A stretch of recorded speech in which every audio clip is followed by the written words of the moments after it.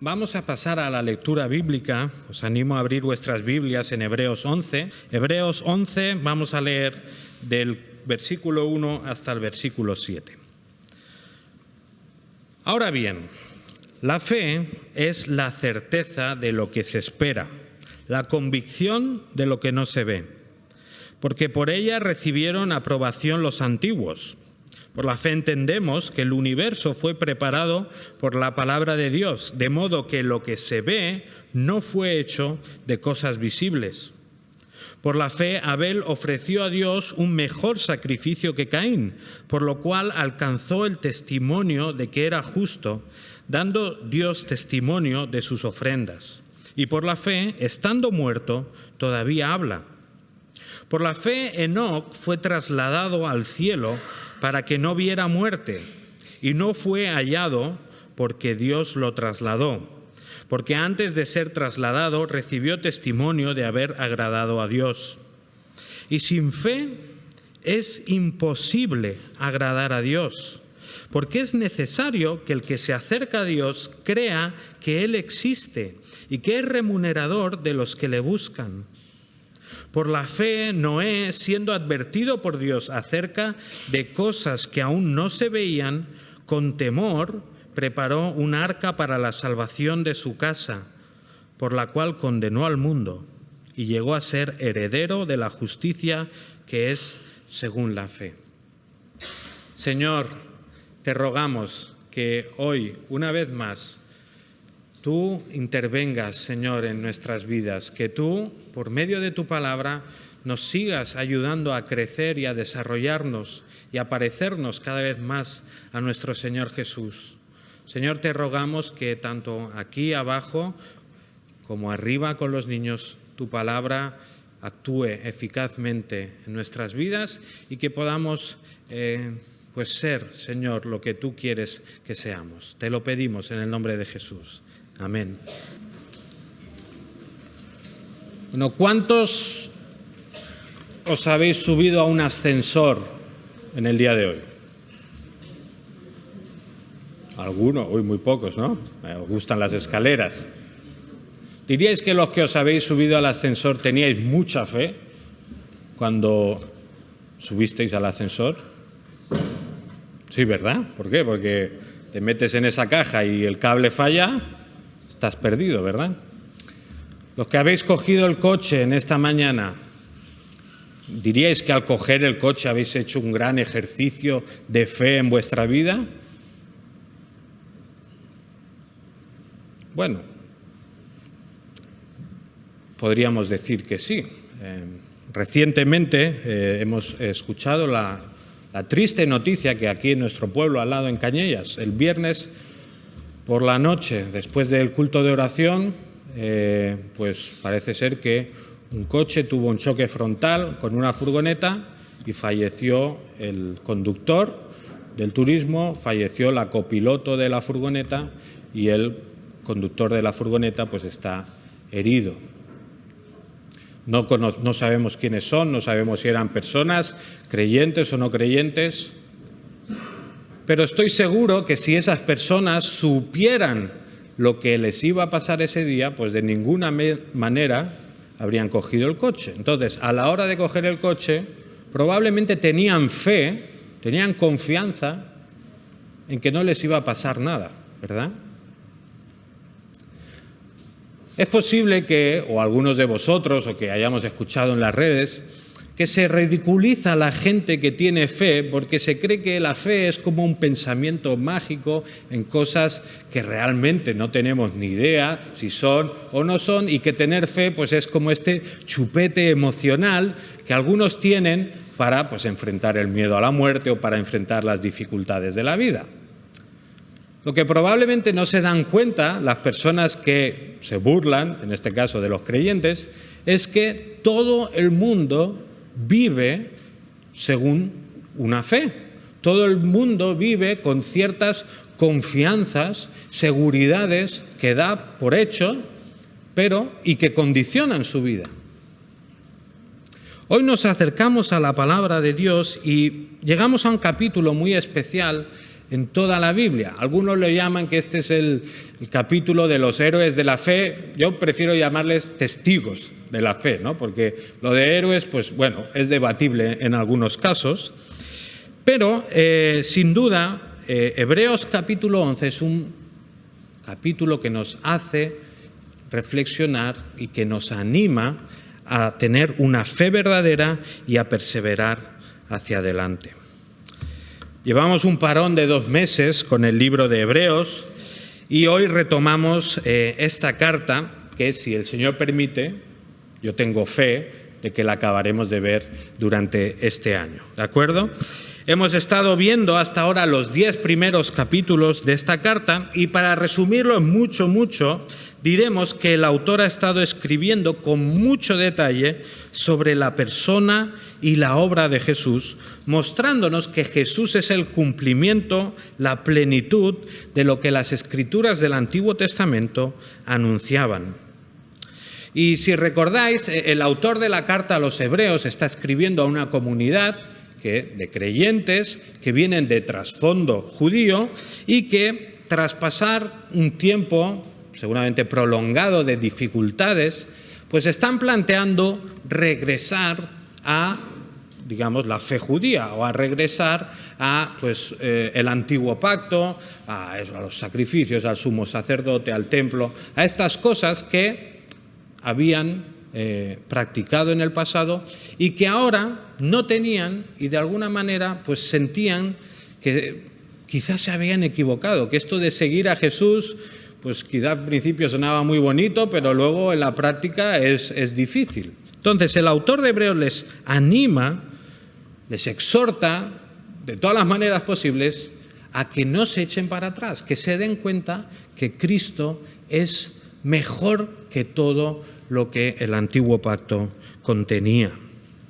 Y como decía, el autor está tratando por todos los medios, ¿no?, que estos creyentes no se vuelvan atrás, no abandonen la fe. Ya les ha hablado un montón de Jesús, les ha explicado todo lo que Jesús ha hecho, todo lo que Jesús implicaba. Y ahora, llegando al capítulo 11, lo que va a hacer es mostrarle una retahíla, pero eso suena un poco antiguo, hay una palabra, una lista, ¿vale?, podríamos decir, de ejemplos de personas que vivieron por la fe. Y se supone que esta lista lo que tiene es que ayudar a estos oyentes a seguir adelante, a perseverar en la fe. Y si os acordáis, al final del capítulo 10, el autor citaba a Habacuc, en esta cita famosa que nos suena, ¿no?, que decía que mi justo vivirá por la fe, y si retrocede, dice, mi alma no se complacerá en él. Esta es la cita de Habacuc, y luego el autor de Hebreos añade, pero nosotros no somos de los que retroceden para perdición, sino de los que tienen fe para la preservación del alma. Quiero que nos quedemos con esta frase, fe para la preservación del alma. Hoy nos metemos de lleno en este capítulo 11, un capítulo donde el tema central es la fe. Y lo que vamos a ver hoy en estos primeros 7 versículos son 3 señales de una fe que preserva el alma. Pero antes de ver las señales, el propio texto nos va a dar una definición de fe, porque cuando hablamos de fe, pues la verdad es que el término en la propia Biblia es muy amplio. Entonces, vale la pena que el autor mismo nos concrete a qué se está refiriendo con fe. Y eso lo encontramos en los primeros 2 versículos. El autor dice, ahora bien, la fe es la certeza de lo que se espera, la convicción de lo que no se ve, porque por ella recibieron aprobación los antiguos. Bueno, ¿a qué se está refiriendo entonces el autor con la palabra fe? Bueno, el autor señala varias cosas que nos pueden llamar la atención. Por un lado, dice que fe es certeza, que fe es convicción, es decir, confianza, seguridad.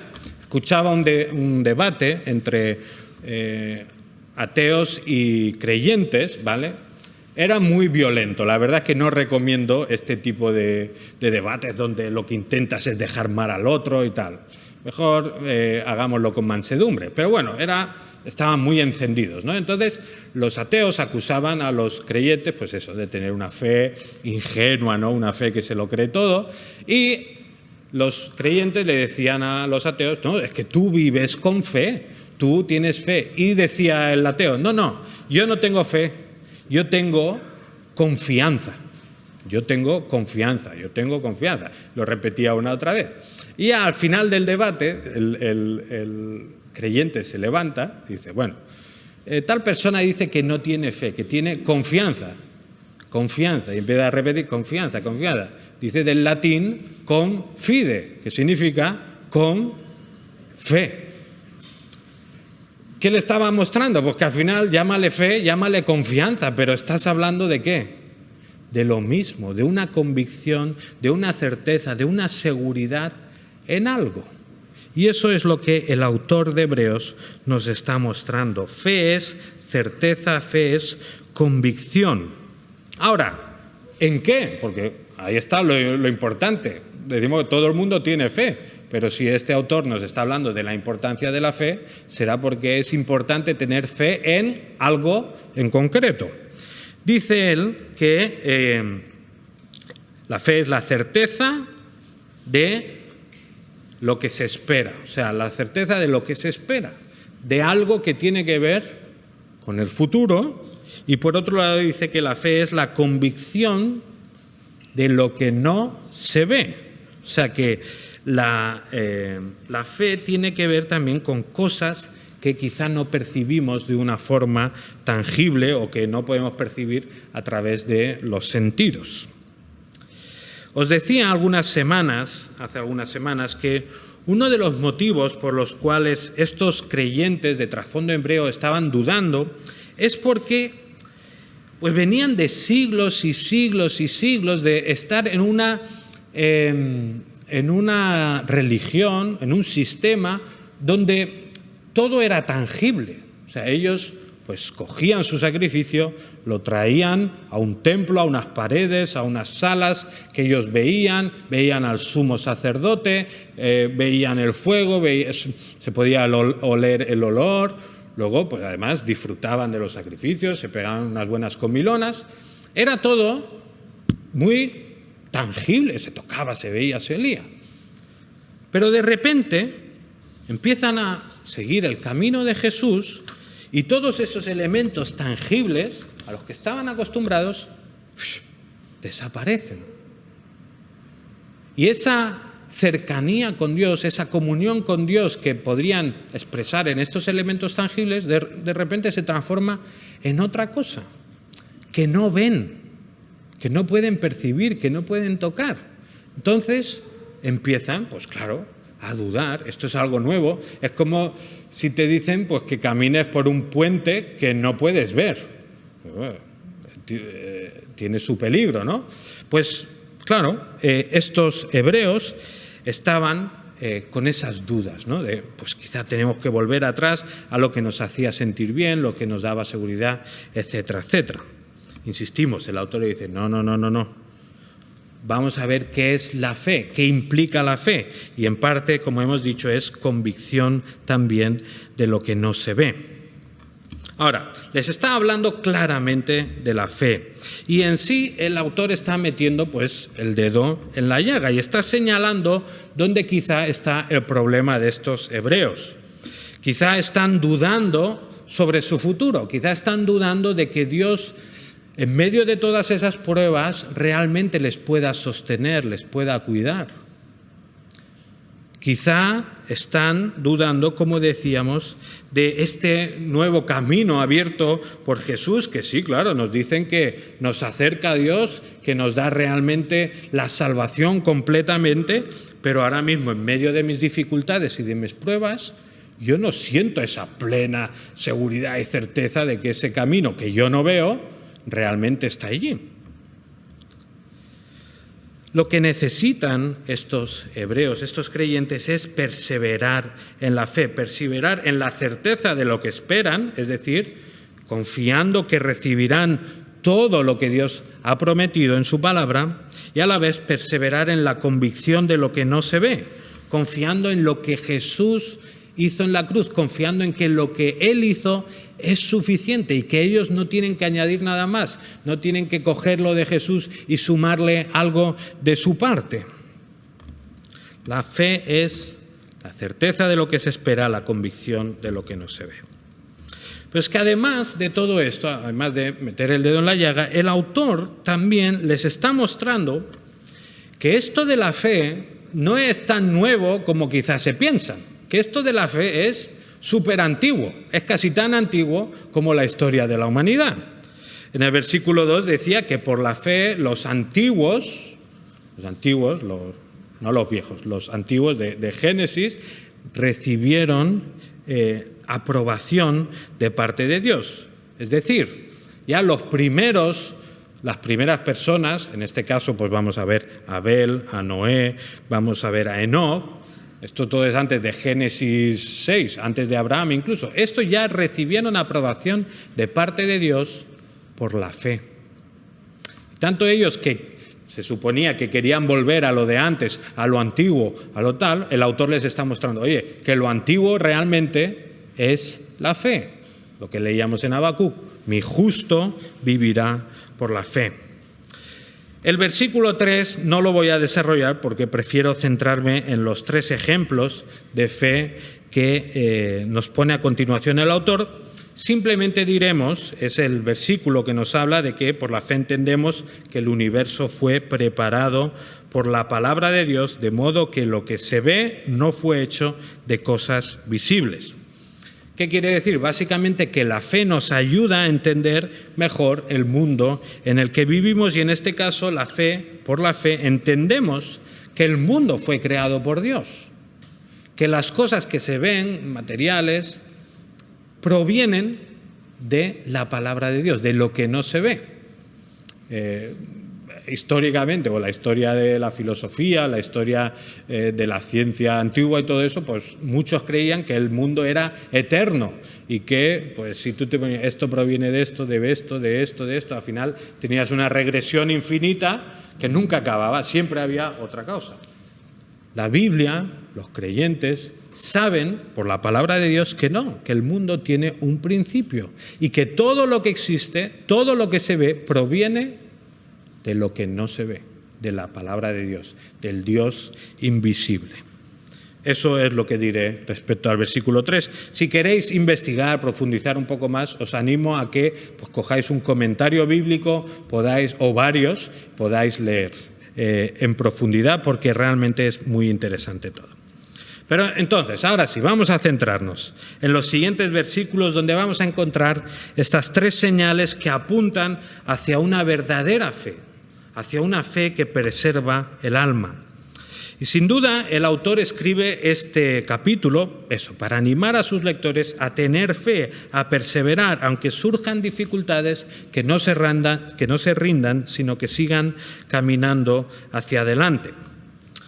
Pero no obstante, vale la pena que hoy nosotros, a la vez que somos animados también a preservar y a perseverar en la fe, también nos demos cuenta si realmente en nuestra vida hay una fe verdadera, genuina, o si estamos viviendo con una fe superficial, una fe que al final nos salva.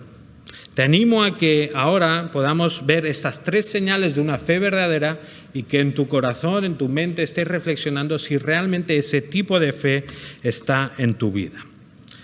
Primera señal que vemos en estos versículos sobre la fe. La fe nos lleva a dar lo mejor a Dios. Versículo 4. Dice así: por la fe, Abel ofreció a Dios un mejor sacrificio que Caín, por lo cual alcanzó el testimonio de que era justo, dando Dios testimonio de sus ofrendas, y por la fe, estando muerto, todavía habla. Obviamente es importante que cuando el autor de Hebreos nos habla de un personaje, pues que conozcamos la historia, porque pensad que le está hablando a gente pues que se sabía el Antiguo Testamento de arriba abajo. Así que por los que no conocéis la historia de Abel o no la sabéis en profundidad, dejarme que vayamos un momento a Génesis capítulo 4, os animo que lo busquéis en la Biblia, donde podemos ver algunos detalles de esta historia de Abel. Y lo que sabemos y lo que vemos en Génesis 4 es que Adán y Eva, los primeros seres humanos creados por Dios, tienen 2 hijos, Caín, que se dedica a labrar la tierra, y Abel, que es pastor de ovejas. Y en Génesis 4, versículo 3, leemos lo siguiente: y aconteció que al transcurrir el tiempo, Caín trajo al Señor una ofrenda del fruto de la tierra. También Abel, por su parte, trajo de los primogénitos de sus ovejas y de la grosura de los mismos. Y el Señor miró con agrado a Abel y a su ofrenda, pero a Caín y su ofrenda no miró con agrado. Bueno, claro, esto parece que a Caín pues, le sentó fatal y que Caín fue acumulando una especie de mezcla de envidia, de ira, y lo que acaba haciendo Caín es que pues, asesina, mata a su hermano Abel. Ahora, ¿qué es lo que señala el autor de Hebreos respecto a este episodio? Dice que fue por la fe que Abel ofreció a Dios un mejor sacrificio que Caín. No se nos dice exactamente qué trajo Caín, pero quizá pues él labraba la tierra, pues trajo alguna verdura pocha o alguna patata fea, no sé, o quizá eran frutos normales. Pero lo que sabemos es que esta ofrenda que Caín trajo, que la trae por iniciativa propia, o eso no parece que nadie le mande que la haga, pero Caín trae esta ofrenda, pero no tiene nada que ver con la ofrenda que Abel trae. Abel trae, él es pastor de ovejas, pues él dice que trae de lo mejor, de los primogénitos de sus ovejas. Bueno, solo con un paréntesis, está bastante claro que Dios prefiere la carne que la verdura. O sea, este es el pasaje clave para entender que, pues, qué es lo mejor, ¿no? Pero bueno, dejemos eso aparte. Abel ofrece algo mejor por la fe. ¿Qué significa esto? ¿Cómo interviene la fe en este caso? El hecho es que al dar a Abel de lo mejor que tiene como sacrificio, está, por un lado, renunciando a eso para sí mismo, ¿verdad? Ya no lo va a disfrutar como podría disfrutarlo. Ya está renunciando pues, a que esta oveja siga creciendo, está renunciando a la lana que le pueda dar, etcétera, etcétera. Es de las buenas. Pero es que no solo eso, además está renunciando, en este caso, a que esta gran oveja se reproduzca y con sus buenos genes tenga otras buenas ovejas y que poco a poco el rebaño de Abel se vaya haciendo cada vez más potente, más fuerte y Abel pues cada vez tenga más. ¿Qué significa que Abel tiene fe? Pues aparte de que está renunciando a esta oveja y a las potenciales ganancias que le da, lo que identificamos de esta fe es que es una fe que confía en el Señor, que sabe que Él es el que va a proveer para mí. Yo le doy lo mejor a Dios porque sé que Él va a cuidar de mí. Pero además la fe de Abel también le hace apreciar correctamente a Dios, entendiendo que Dios se merece lo mejor. La fe que tiene Abel le hace entender, le hace ver que Dios es tan maravilloso que se merece que yo le dé lo mejor. Y eso es lo que hace Abel, eso es lo que vemos recogido en la Escritura. El texto de Hebreos nos dice entonces que Dios da testimonio de la ofrenda de Abel, es decir, al mirarla con agrado, está diciendo, este es el tipo de ofrenda que me agrada, que me complace.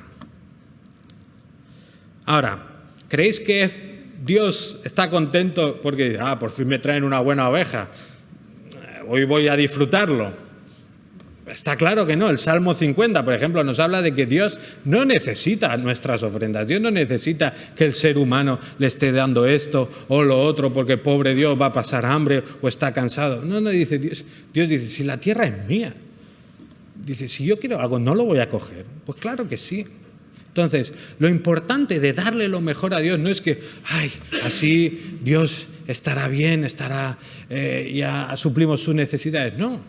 Lo importante de dar lo mejor a Dios, en el caso de Abel, y obviamente también en nuestro caso, es que esa ofrenda refleja un corazón con una fe genuina.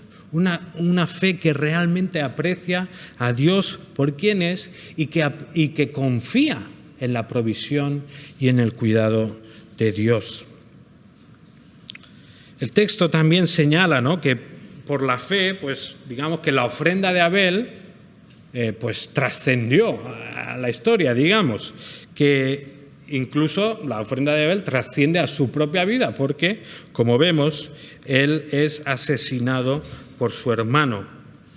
Y este asesinato lo que hace es que esta ofrenda perdure por miles de años, o sea, su sentido, su enseñanza. Ahora, ¿qué nos enseña entonces el testimonio de Abel hoy a nosotros? ¿Qué implica para nuestras vidas? Pues es súper sencillo, ¿verdad? Hacer la conexión. Que si tú por la fe le das lo mejor a Dios, lo más probable es que tu hermano te mate por envidia, ¿verdad? Es la conexión más lógica. Bueno, espero que no penséis así. No es nuestra experiencia en esta iglesia, ¿verdad?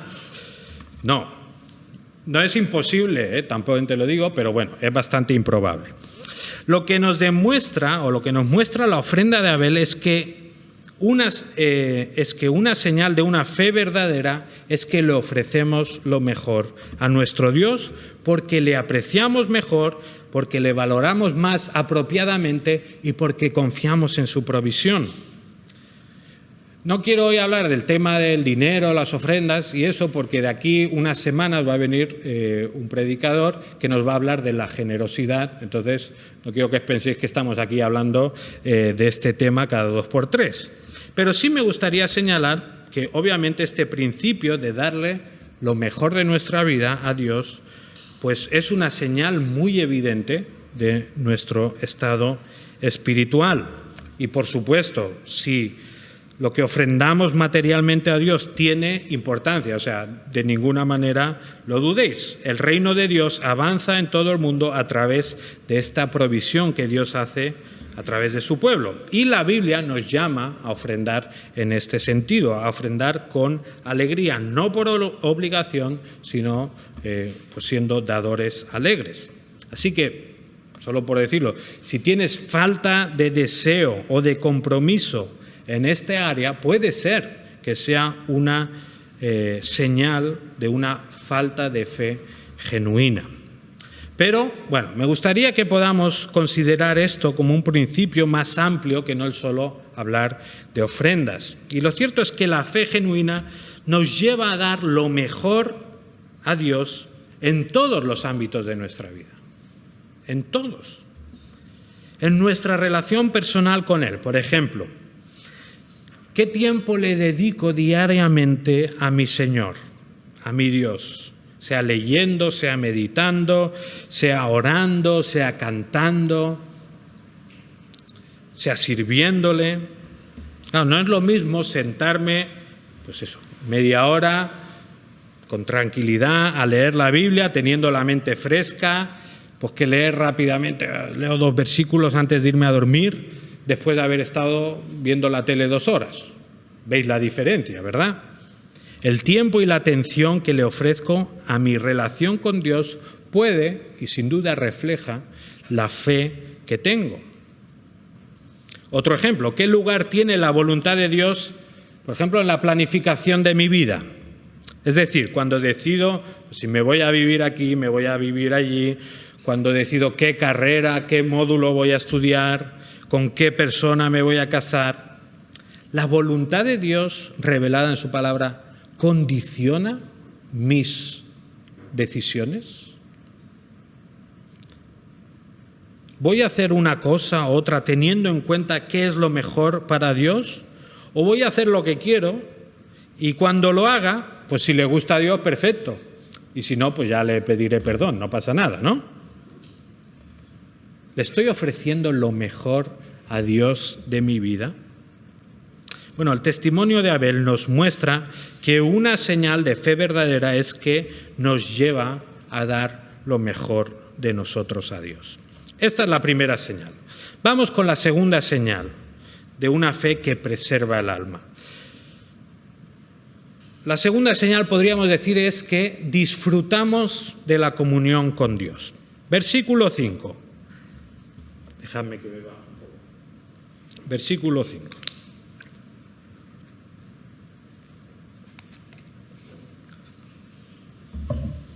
Por la fe, Enoc fue trasladado al cielo para que no viera muerte, y no fue hallado porque Dios lo trasladó, porque antes de ser trasladado recibió testimonio de haber agradado a Dios.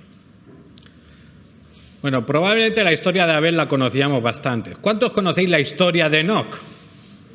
Bueno, varios, pero no es, digamos, la historia más conocida porque realmente es súper breve. Y como no es ni la más larga ni la más popular, pues dejadme que la lea. Ahora sí, estamos en Génesis capítulo 5, para que sepamos de qué está hablando el autor. Génesis 5, versículo 21, en adelante. Y Enoc vivió 65 años y engendró a Matusalén. Y Enoc anduvo con Dios 300 años después de haber engendrado a Matusalén y engendró hijos e hijas. El total de los días de Enoc fue de 365 años. Y Enoc anduvo con Dios y desapareció porque Dios se lo llevó. Esto es todo lo que encontramos en Génesis sobre Enoc. Es casi más lo que escribe el autor de Hebreos que lo que encontramos allí. Y Génesis capítulo 5 pues es el típico capítulo de la Biblia, pues que eso, hay listas de nombres, hay años, en este caso es una genealogía, y muchas veces pues lo leemos pues, en plan rápido, voy a leerlo y me lo saco de encima. Lo interesante al leer estos capítulos sobre todo es notar las diferencias, las cosas que se salen del patrón. En este caso, lo que leemos es que empieza diciendo que Adán tuvo a Set, vivió tantos años, murió. Set tuvo a Enos, vivió tantos años, murió, tal. Y así llegamos, en el séptimo lugar, en este caso, no sé si es casualidad o no, pero llegamos a Enoc, que empieza igual que todos, ¿no? Pero el versículo 22 nos dice, y Enoc anduvo con Dios. Esto no lo dice de ninguno de los otros que aparecen en la lista. Enoc anduvo con Dios. El versículo 24 otra vez. Y Enoc anduvo con Dios y entonces desapareció porque Dios se lo llevó. Bueno, esta historia en sí no parece dar para mucho, la verdad. Si nos pidieran a nosotros que hagamos una recolección de los héroes o testigos de la fe del Antiguo Testamento, creo que pocos habríamos escogido a Enoc. Pero el autor de Hebreos sí que le da gran importancia.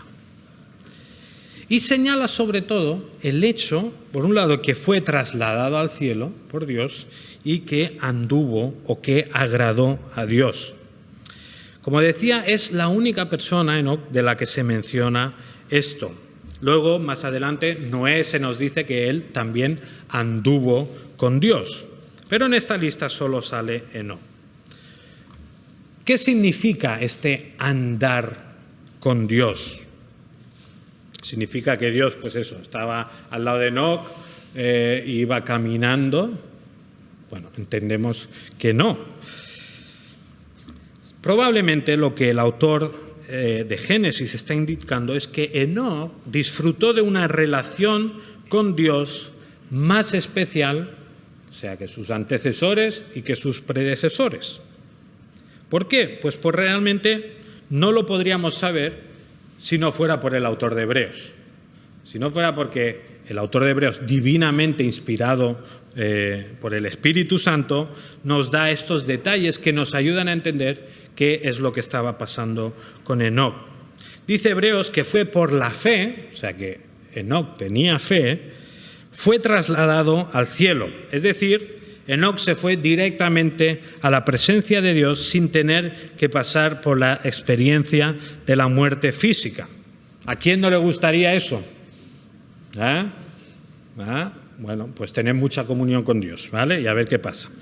Bueno, ¿cómo puede ser esto, no? Evidentemente esto no es algo que Dios hace constantemente en la palabra de Dios. De hecho, podríamos decir que solo lo vemos como 2 veces, ¿no? En la vida de Enoc y luego en el caso del profeta Elías, que no es que suba en un carro de fuego, sube en un torbellino, hay algo de fuego por ahí, pero bueno, no confundamos. Fijémonos, sin embargo, en este caso. La fe de Enoc le llevó a tener una comunión especial con Dios aquí en la tierra, ¿verdad? Caminaba, andaba con Dios, pero de ese andar con Dios todavía esa comunión se hizo más grande y Dios lo trasladó al mismísimo cielo, es decir, a una comunión todavía más grande, más maravillosa, más perfecta.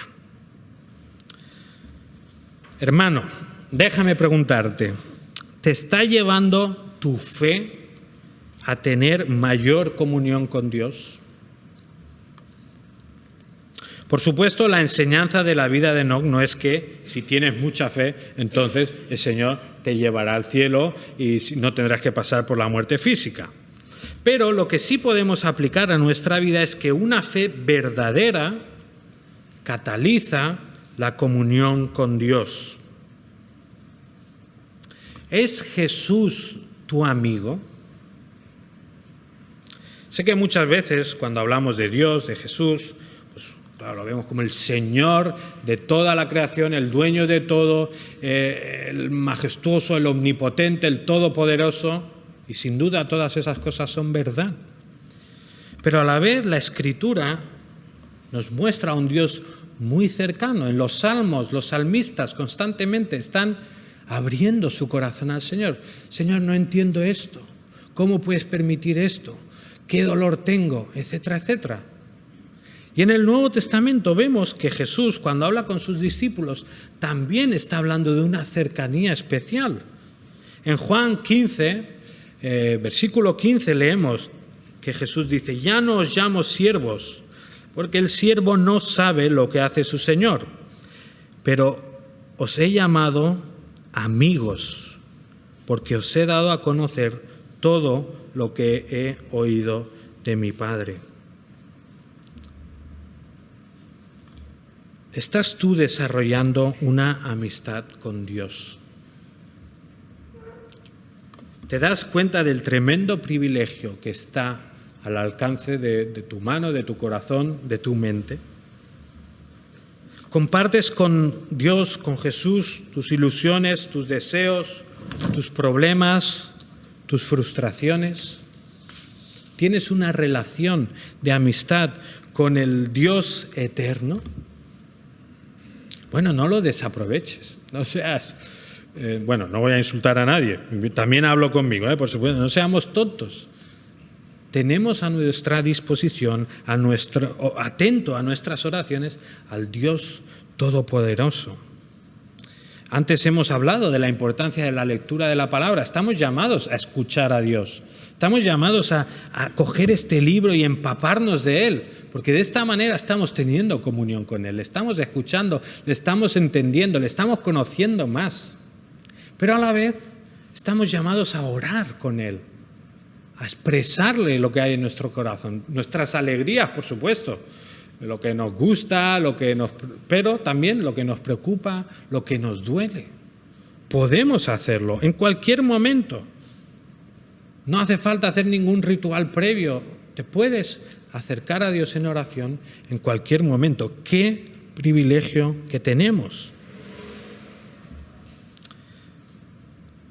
Ahora, estamos hablando de que la fe produce comunión con Dios y espero que cada uno de nosotros esté un poco pensando y dando vueltas si realmente estoy teniendo una fe verdadera, una fe que me hace tener comunión con Dios. Pero volviendo ahora al texto de Hebreos, ahora nos tenemos que poner un poco técnicos, ¿vale? Porque hemos dicho que la frase, cuando yo he leído en Génesis, 2 veces repite lo mismo, que Enoc anduvo con Dios. Versículo 22, versículo 24, lo mismo. Enoc anduvo con Dios. Pero cuando leemos Hebreos, no habla en ningún momento de andar. ¿Qué está diciendo el autor de Hebreos?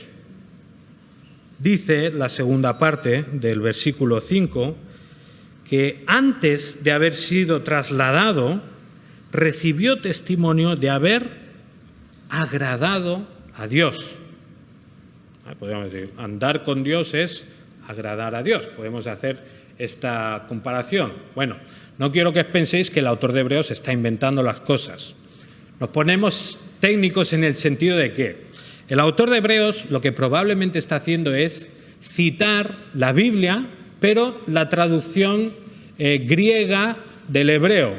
Si, Manuel, sobre todo, o los que sabéis más, corregidme si digo algo mal, ¿vale? La traducción griega del hebreo, la Septuaginta, que más o menos se empieza a escribir, creo que sobre el siglo III antes de Cristo, ¿vale? ¿Y qué pasa? Que en esa traducción, por un lado, Génesis, creo que en el versículo 22 dice que Enoc andó con Dios, pero después, en el versículo 24 dice que Enoc era agradable a Dios. Y es esa frase que entonces el autor de Hebreos luego coge y dice que Dios dio testimonio de que Enoc de haber agradado a Dios, ¿vale? No se ha inventado nada, simplemente está citando otra traducción de la Biblia. ¿Por qué mencionar esto? Bueno, por un lado, para que veamos que hay una relación estrecha entre caminar con Dios y agradar a Dios, obviamente, pero por otro lado, para que también veamos la conexión con el siguiente versículo, el versículo 6, que nos dice lo siguiente: y sin fe es imposible agradar a Dios. Dice, porque es necesario que el que se acerca a Dios crea que Él existe y que es remunerador de los que le buscan. Bueno, este versículo 6 nos amplía todavía un poco más la definición de fe que hemos leído antes en el versículo 1 y añade información crucial para que entendamos nuestras posibilidades de comunión con Dios. Lo primero que dice es algo muy severo, muy severo. Sin fe es imposible agradar a Dios. Nosotros usamos imposible un poco a la ligera a veces, ¿no? Por ejemplo, es imposible aparcar cerca de la iglesia. ¿Cuánto lo habéis dicho? Bueno, algunos lo habremos pensado, si no dicho, al menos pensado. O, por ejemplo, es imposible pues, que el Madrid no robe en un partido de fútbol. Por ejemplo, ¿no? Así. A ver, no son cosas imposibles, son improbables, pero no son imposibles, ¿vale? Ahora, lo que nos está diciendo el autor no es que es improbable que sin fe agrademos a Dios. Está diciendo que es imposible, que el que no tiene una fe verdadera no puede agradar a Dios. En Romanos, el apóstol Pablo, en el capítulo 8, nos dice algo similar. Está comparando la vida en el espíritu, la vida en la carne, y dice lo siguiente, Romanos 8, del 6 al 8. Porque la mente puesta en la carne es muerte, pero la mente puesta en el espíritu es vida y paz. Ya que la mente puesta en la carne es enemiga de Dios, porque no se sujeta a la ley de Dios, pues ni siquiera puede hacerlo, y los que están en la carne no pueden agradar a Dios.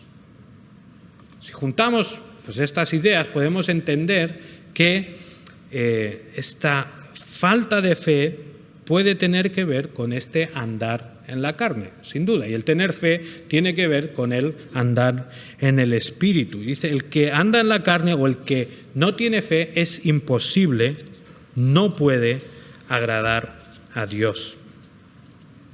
Este texto también nos aclara que es necesario que el que se acerca a Dios crea que Él existe y que además que recompensa a los que le buscan. Es decir, obviamente, si queremos agradar a Dios, no tiene sentido que no creamos que existe un Dios, porque entonces básicamente estamos haciendo el panoli, ¿no? Pero además, pues obviamente el que se acerca a Dios es necesario que piense que Él exista y además que a Dios le importa que te acerques. Porque podría ser, ¿no?, que yo crea que Dios existe, pero que le doy igual, que no le importa, que lo que yo haga con mi vida pues ni le va ni le viene.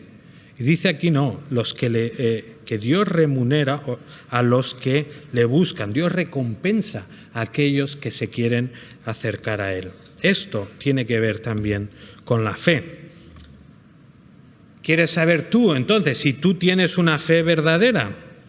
Pues pregúntate lo siguiente: ¿trato de agradar a Dios o me es indiferente lo que Él piensa? Por ejemplo, el Señor insiste en su palabra una y otra vez la importancia que los cristianos se reúnan regularmente. ¿Para qué? Pues para cuidarse, para edificarse mutuamente, para escuchar su palabra, para cantar, etcétera, etcétera. Claro, yo puedo tomarme en serio lo que dice y por todos los medios posibles voy a asistir a todo lo que pueda porque Dios me lo manda. O puedo ignorar su llamado y buscarme cualquier excusa para dejar de venir o para dejar de servir a mis hermanos. ¿Cuál de estas dos opciones me señala una fe genuina y verdadera? Pues el que hace todo lo posible por agradar a Dios, por obedecerle, evidentemente. Fijaos que dijo Jesús: vosotros sois mis amigos si hacéis lo que os digo. Bueno, esto lo dice cualquiera de nosotros en su grupo de amigos o familia y nos quedamos solos en media hora, ¿verdad? Pero Jesús lo puede decir, porque Jesús es el Señor, Jesús es el creador de todo, Jesús es el que ha hecho el mundo, entiende cómo funciona y Jesús, sobre todo, es el que más nos ama y quiere nuestro bien. Entonces, todo lo que Jesús nos dice a nosotros es para nuestro bien. Ahora, nosotros, entonces, estamos llamados a hacer todo lo que Jesús nos dice. Él dice: vosotros sois mis amigos si hacéis lo que yo os digo. ¿Eres tú amigo de Dios? Pues respóndete: estoy haciendo lo que Jesús me dice. Porque si no hago lo que Jesús me dice, pues de ninguna manera puedo considerarme que sea ni amigo de Dios, ni amigo lejano, ni de la infancia. No, eso no sirve. Soy amigo de Dios si hago lo que Él me pide. ¿Estás tú, entonces, caminando con Dios como hacía Enoc? ¿Estás teniendo y disfrutando realmente de una comunión profunda con el Dios eterno, con el Dios creador del universo? ¿Tienes tú una fe verdadera? Tu comunión con Dios puede ser y es sin duda una de las señales más claras de que realmente tienes una fe verdadera. Por último, vamos a ver una tercera señal de una fe verdadera. Una fe verdadera procura o hace que nos ocupemos de nuestra salvación con temor. Fijaos lo que leemos en el versículo 7. Por la fe, Noé, siendo advertido por Dios acerca de cosas que aún no se veían, con temor preparó un arca para la salvación de su casa, por la cual condenó al mundo y llegó a ser heredero de la justicia que es según la fe. Bueno, la historia de Noé sí que ya es un poco más larga, va desde Génesis 6 hasta Génesis 9, así que no os preocupéis que no la vamos a leer. Lo que nos importa para el pasaje que estamos tratando de entender es saber que pues después de un tiempo donde la humanidad fue degenerando, y donde Dios dice: esto ya no hacen más que pensar el mal, promulgar el mal, etcétera, etcétera, Dios decide que va a enviar un diluvio para dejar una sola familia en la tierra y como para empezar de nuevo. Y en medio de ese mundo horrible y terrible, Dios habla de Noé como alguien justo, alguien que caminaba con Dios. Y Dios le da unas instrucciones, le dice: Noé, quiero que construyas un arca porque voy a enviar un diluvio que va a hacer desaparecer a todo el mundo de la faz de la tierra. Y después de recibir las instrucciones de parte de Dios, lo que leemos de parte de Noé, no escuchamos ni una palabra suya, simplemente leemos: y así lo hizo Noé, conforme a lo que Dios le había mandado, así hizo. El autor de Hebreos quiere remarcar, en este caso, que la fe de Noé le llevó a creer en lo que todavía no se veía, es decir, ese juicio futuro de Dios, que él le había dicho, voy a juzgar la tierra. Eso no lo veía todavía, pero él creía, tenía fe, porque Dios se lo había revelado. Y esa fe le llevó a él a ocuparse de su salvación y de la salvación de su familia con temor.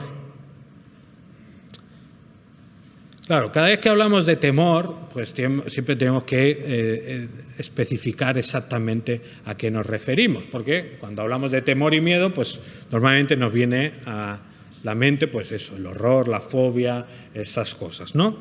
En este caso, el caso de Noé, por supuesto no se está refiriendo pues al temor como eso, como un horror, como pánico, etcétera, etcétera, sino que se está refiriendo al temor de Dios como un respeto, como una reverencia especial hacia Dios, una consideración de su autoridad y de su posición.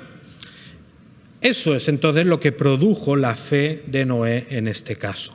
Por la fe él creyó que lo que Dios estaba advirtiendo era real, que iba a venir un juicio, y por la fe él consideró que Dios debe ser obedecido. Él me ha dicho que haga un arca, yo voy a hacer un arca porque tengo fe en él.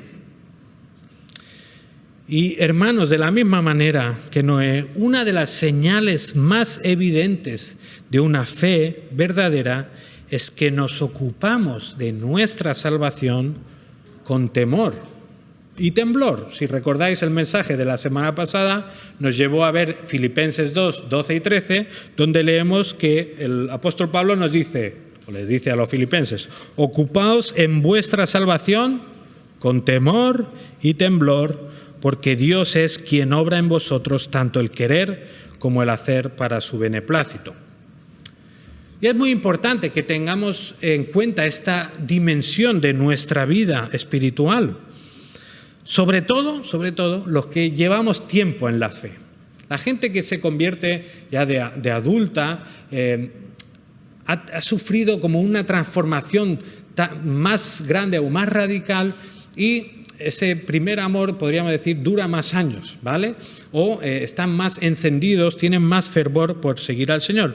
Pero los que hemos nacido en la iglesia, hemos crecido en la fe, es probable que esa familiaridad, esa, no sé, a veces por dejadez, hemos convertido el mensaje tan maravilloso, ¿no?, de que Dios nos ha salvado no por lo que nosotros hacemos, sino por lo que Él ha hecho en Cristo. Este mensaje maravilloso de que somos salvos solo por la gracia de Dios, solo por la fe, como que al escucharlo tantas veces ha producido en nosotros cierto relax, cierta dejadez, cierta falta de aprecio por lo maravilloso que es este mensaje. Y al final lo que nos queda es que, bueno, sí, la salvación es gratis. A mí no me cuesta nada. Y como es gratis, pues, y no me cuesta nada, pues tampoco me esfuerzo mucho. Eso, desgraciadamente, nos puede pasar a muchos.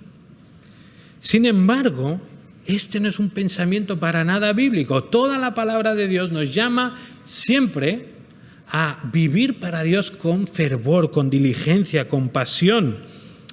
Aunque la salvación no me ha costado nada a mí, sí que le ha costado mucho al Señor. Él entregó a su Hijo, a su único, a su amado, para que Él tomara mi pecado, mi culpa, y yo quedara libre eternamente. Entonces, por mucho que sea gratuito para mí, de ninguna manera puedo ver la salvación y decir, pues bueno, no es para tanto. No, tenemos que entender y apreciar todo lo que Dios ha hecho por nosotros. También podríamos decir que somos salvos solo por la fe. Las obras no me salvan, eso lo tenemos muy claro, pero no somos salvos sin obras. Es decir, la fe que realmente salva, la fe verdadera, va acompañada de obras. Es impepinable, se dice, es que no hay otra. Si es fe de verdad, va a tener obras. Hasta el ladrón en la cruz, ¿verdad?, el que se convierte, da testimonio de Jesús. Le queda poco tiempo para morirse. Pues en ese poco tiempo da frutos. Una fe verdadera da frutos. No es posible que un creyente durante décadas y décadas no dé frutos. Eso no es ocuparse de nuestra salvación con temor y temblor. Por tanto, si tu vida cristiana se caracteriza, no te importa si pecas o dejas de pecar, o te importa más, bueno, a ver lo que piensan de mí los otros de la iglesia, que quede bien el domingo, ya de lunes a sábado ya haré lo que quiera. Si tu proceso de santificación lleva décadas estancado, es probable que la fe que crees tener pues no tenga nada de verdadera. La fe verdadera nos lleva a actuar como Noé, a ocuparnos en nuestra salvación y la de los que nos rodean con un temor reverente, dándole la máxima importancia posible en nuestra vida. Porque realmente no hay otro asunto en nuestras vidas que sea más importante, ¿verdad?, que tengamos que tratar. Muchas veces nos matamos a estudiar, a trabajar, porque queremos una vida mejor. Queremos que durante los próximos 60, 80, 90 años, si eres de esta iglesia, pues quiero vivir mejor, ¿no? Bueno, voy a malvivir en este mundo. ¿Está mal esforzarse para eso? No.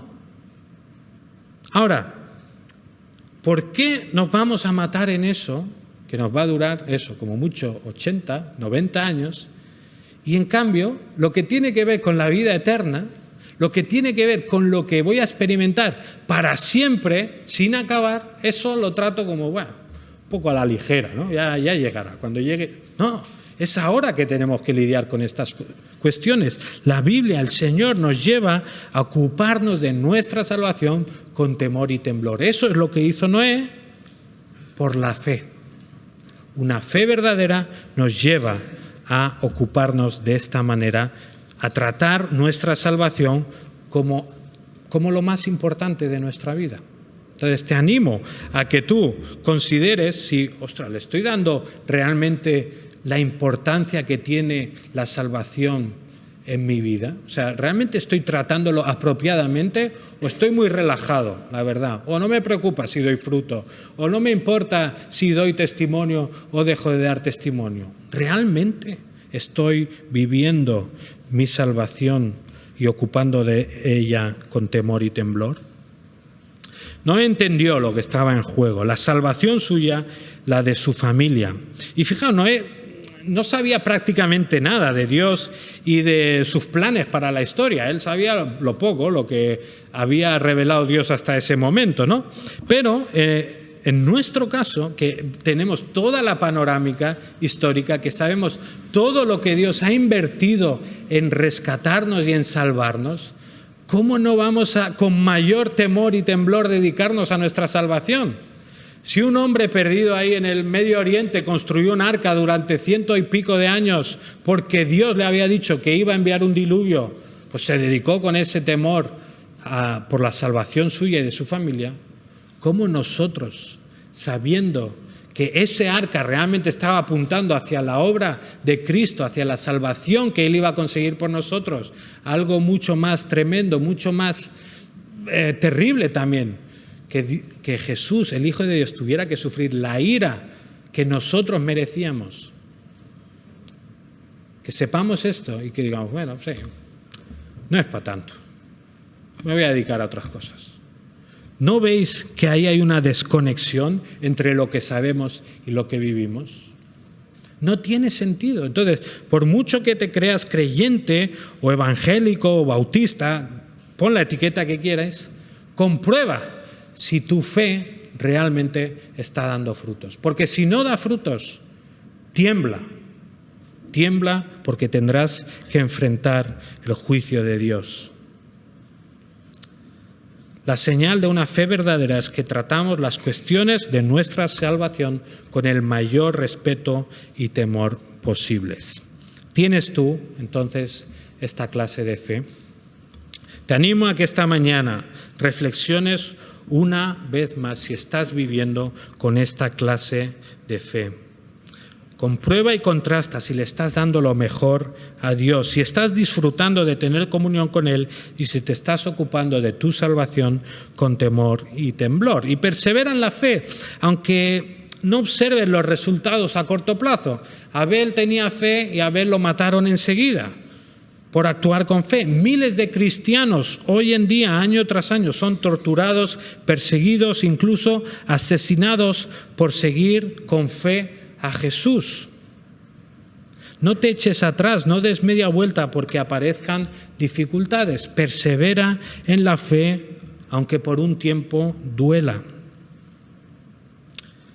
No te eches atrás y recuerda también que la fe nos lleva a experimentar una comunión con Dios incomparable. Quizá alguno de vosotros sentís solos, sentís que no encajáis o sentís que este mundo no está hecho para vosotros. Y decís, ¿dónde, Señor? ¿Qué hago? Bueno, acuérdate que Dios, el Rey del universo, quiere ser tu amigo. Y que si realmente tienes una fe verdadera, nunca vas a estar solo. Vas a estar mejor acompañado que nadie en este mundo. Experimenta y disfruta de la cercanía con el dueño y creador del universo. Os animo, hermanos, entonces, a perseverar en la fe y a que sigamos comprobando si esta fe que decimos y declaramos y cantamos es realmente una fe verdadera y genuina. Vamos a orar, hermanos. Os pido que con libertad, si el Señor os mueve a hacerlo, pues ahora podáis orar y responderle.